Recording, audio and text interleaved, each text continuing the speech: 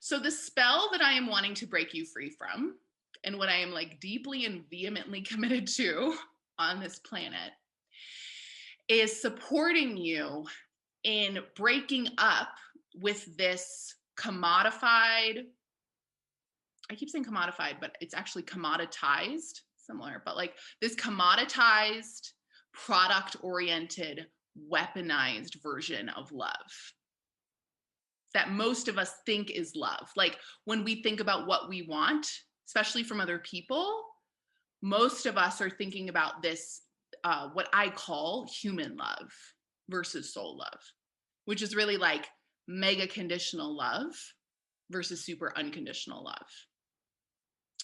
And our training in the art of human uber conditional love starts really fucking early, which is why we spend so much time, like for me, right? Like why I could spend 30 years of my life operating in a way where I was like, oh, I have to like please people and be there for everybody and perform and like get gold stars and be the great, like the best employee I can be and over deliver and over give. Like I have to abandon myself at every point because that's how I earn love. Because when we don't do that, I mean, for anyone who grew up, I won't do make this a hands raising thing, but like for a lot of the women that I work with, grew up in really, dysfunctional households or dysfunctional family systems where there was a lot of either covert or overt messaging that dictated to them, listen, like you need to perform as the role that we've assigned to you in this family for you to be like loved and accepted and for you to have like a good day here. And even just like as a little kid, like when you're trying to orient to this fucked up 3D realm, are you kidding me? And you're coming from this like level of non-physical infinite consciousness, and then you're this like little pudgy sack of cute helplessness, and you've got these like crazy people who didn't deal with their trauma raising you and like feeding you and teaching you shit. It's like you're trying to make sense of things and you're having like meltdowns in the middle of the grocery store, or you get really frustrated and push your brother. And the messaging, for the most part, because like people are trying to assimilate you to like, hey, get hip to the program. This is how this realm runs. Welcome to Earth. It's like, hey, all those feelings that you have, like that anger, that hurt, that sadness, you wailing in the middle of the frozen aisle, like quit it. Right? Like I'm going to get on your level and I'm going to get mean, or I'm going to get stern, or I'm going to put you in your place. You're going to go into timeout. You're not going to be able to watch a movie when we get home. You're going to have to go to bed early. Sometimes there's more overt levels of abuse, right? It's like the coded messaging there is like, oh fuck. There is this very specific like prescriptive performance that I need to be able to deliver to like be loved here and be safe here.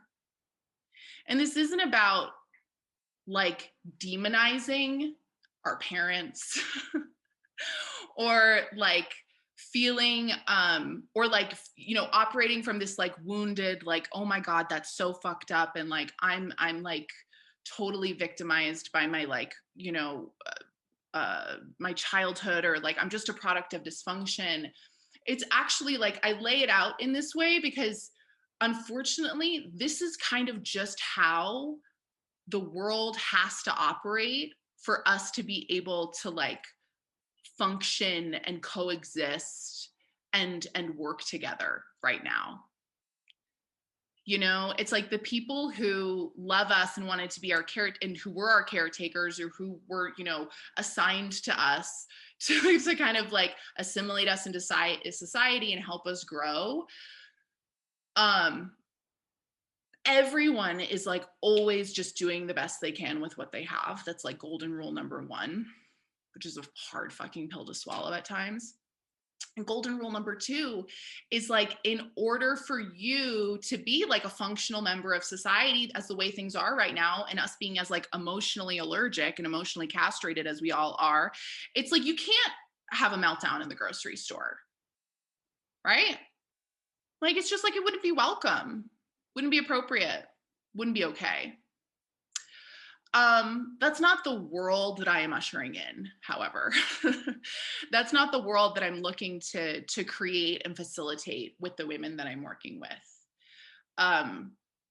Because the feminine, you know, and what feminine power is largely about, in the way that I work with her and the way that I teach this, is it's really understanding that, like, your experience, your internal experience, your emotions, your feelings, your sensations, your knowing, your intuition, like the voice inside of you that is you, before all the like conditioning and programming and messaging and like you need to be this and do this and, you know, all of that stuff, like before the world got to you, like that's where all your power stems from. And you getting to show up as her in the world, and you getting to be your most fully expressed, like most like highest level permission self, because you've greenlit that shit, because you're like, I trust her, because she doesn't lie, because she's wise, because her feelings aren't wrong, because she knows things without knowing how she knows them. And we make choices and decisions and navigate the world from that place, from this internal place of power, versus constantly existing with our awareness, our little spidey senses on overdrive, scanning our environment in such a way where we're like, how do I show up here so that everyone else gets to be comfortable? How do I show up here so that I don't upset anybody? How do I show up here so that I can like perform in a certain prescribed role so that I get to have this sense of belonging and safety and love and connection that I'm craving? The feminine is where connection lives, right? The masculine is about like the singular I individual. The feminine is connection collective.